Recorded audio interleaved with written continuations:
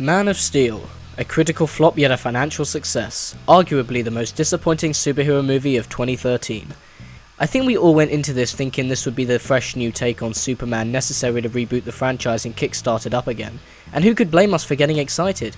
A few of the creative team members from the Dark Knight trilogy were going to be working on this, the trailers were mere masterpieces, and it was a new Superman movie that promised something else, something different, something better. And then when we all watched the film and saw every character perform the "you are going to be important" speeches, one can't blame us for being disappointed to discover that once it was over, Man of Steel was revealed to be this cliché science fiction disaster movie. A film with bland and stupid characters making stupid decisions but amazing inspirational speeches, a terrible screenplay, an uneven and at the end of the day depressing tone, a plot too bogged down in exposition, and a huge lack of passion making it this one-note joyless film. But see, here's the thing. I can spend days among days talking about all the little things wrong with this film, but I really wouldn't have a problem with all of that if it was at least an entertaining flick. But when the film isn't preaching about how amazing Superman is going to be, or having someone explain the plot to us in every agonizing detail, we're watching some of the worst directed action I've ever seen. Have you ever been watching an action film where by a particular point it's just getting so ridiculous that it actually stops being fun and becomes really annoying? Well, here we've got alien beings with super speed and super strength doing lightning fast run-ups, then smashing into each other and then bouncing through building after building as a result. There's no choreography, it's just Superman vs Zod and company punching each other really hard over and over again, and that's just not very fun to watch. They're all invincible. No one's sustaining any damage, so I'm left shouting at the screen saying, "The super punches clearly aren't working! Try something else!" And then during the entire action sequences, the camera is constantly shaking up and down, making it even harder to tell what's going on. Here you go folks, this is the experience of watching Man of Steel. I'm astounded that some people say, "Well, the movie sucked, but that final fight was the best in a superhero movie ever." I can't help but feel as if Man of Steel was created with the intent to shut the average moviegoer up when he said that Superman Returns sucked because Superman didn't punch anything. Yeah, because it's not like the downbeat tone of the film, the length, the mopey characters, or the plot-driven, non-existent narrative had anything to do with it. You know, to everyone who managed to give this film a pass because, come on, it's not as bad as Superman Returns, at least Superman Returns was trying. At least it attempted to be more than just the sum of its parts. Man of Steel is the embodiment of Hollywood doing what it does best, trying to get as many people into the theatre to see it before trying to make a good film. It's by no means the worst film I've ever seen, but it's certainly one of the most disappointing and overrated films I've ever seen, and I completely attribute that to the filmmakers behind this project and the way it cleverly deceived its audience. What genuinely angers me is how shallow this film is, and yet keeps tricking everyone into thinking it's about something when it's not. When I confront fans on what this film was about, they start telling me about themes and story arcs that weren't in the movie, but were merely mentioned in the dialogue. Jor-El says you will give the people of Earth an ideal to strive towards, so apparently this film is about ideals. Jonathan Kent says humans aren't ready for something like Superman, so apparently this film is about human progression. And that's one of the biggest problems. It brings up all these themes in the dialogue and suggests at them, but then doesn't ever go anywhere with them. Where does it go?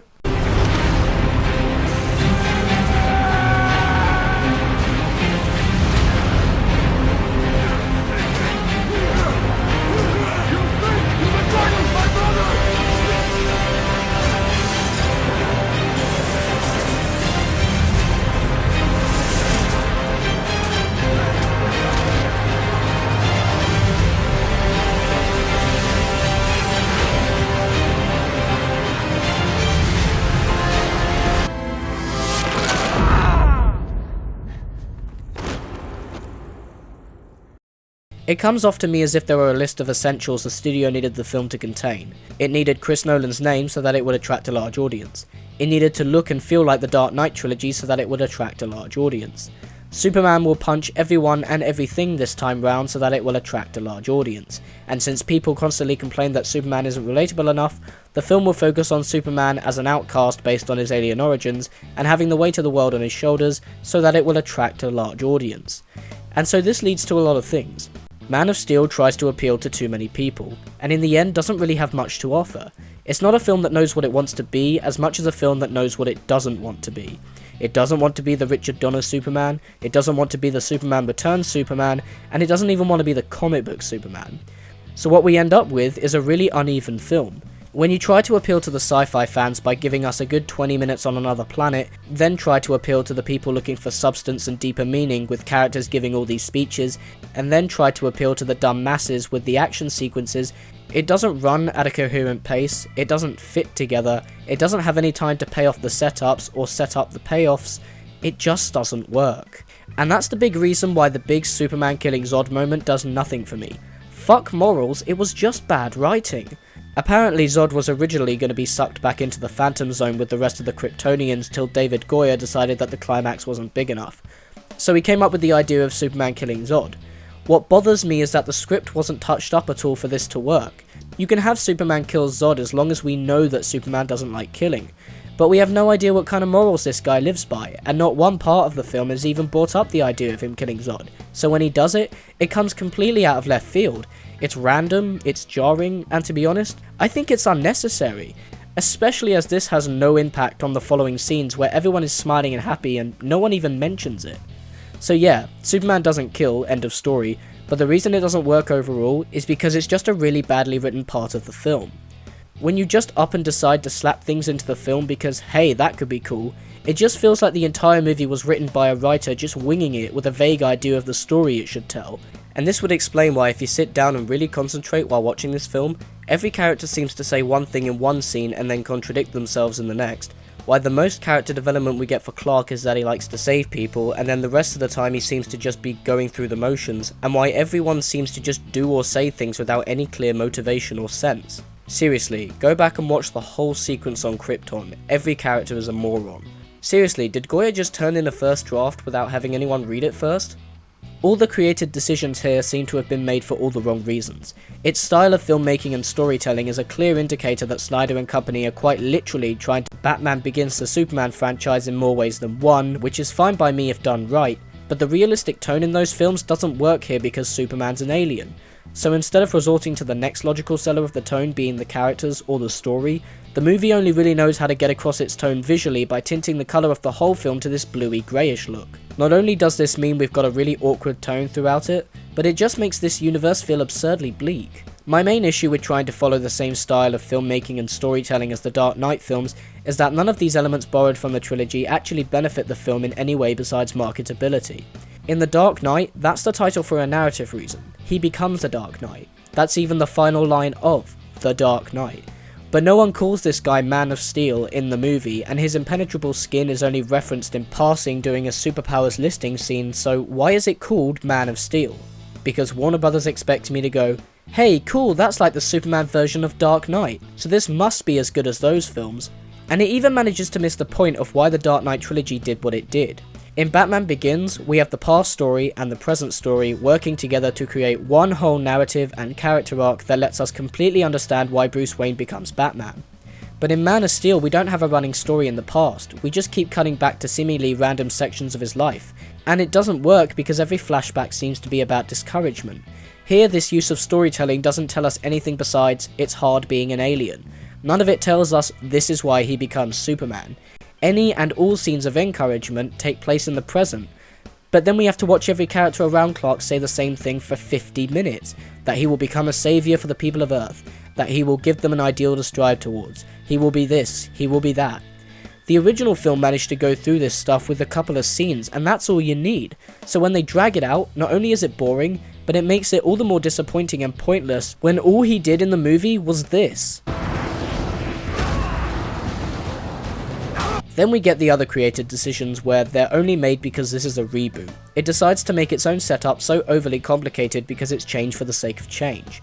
Instead of saying Zod's been arrested for attempting to take over the planet, now it's burning, and Jor-El sends his baby son to live on Earth, now we have to watch Kal-El's birth, politics, action scenes with this big epic scope, this plot setup in which Jor-El somehow stores all of Krypton's DNA into baby Kal-El, Zod taking over the planet at the last minute, Jor-El fighting for his life, sending Kal-El to Earth, Zod killing Jor-El, the Kryptonian Council arresting Zod and his followers and sending them to the Phantom Zone, and then the planet blowing up.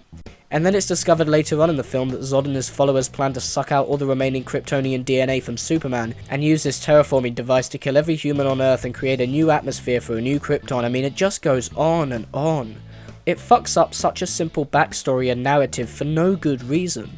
This in turn means that the entire plot is bogged down in exposition, so much so that a lot of it is practically the movie explaining itself to the audience. Now let's address one of the biggest criticisms. On top of all this, Superman is really reckless during his fight scenes. He seems to have this disconnect with the innocent civilians, so we don't ever really understand how he's viewed by the public afterwards, and the most controversial, he kills Zod. And while you could say this is a different interpretation, I think it's going as far as ignoring the essence of the character. And this leads to a good question. When you deviate this far from the whole point of a character, at which point does he stop being the character you claim to have pulled from the source material? A new interpretation is always welcome, but this reminds me of something George Clooney once said about Batman. According to him, he didn't like that Batman was constantly brooding, dark and psychologically traumatized in all his films.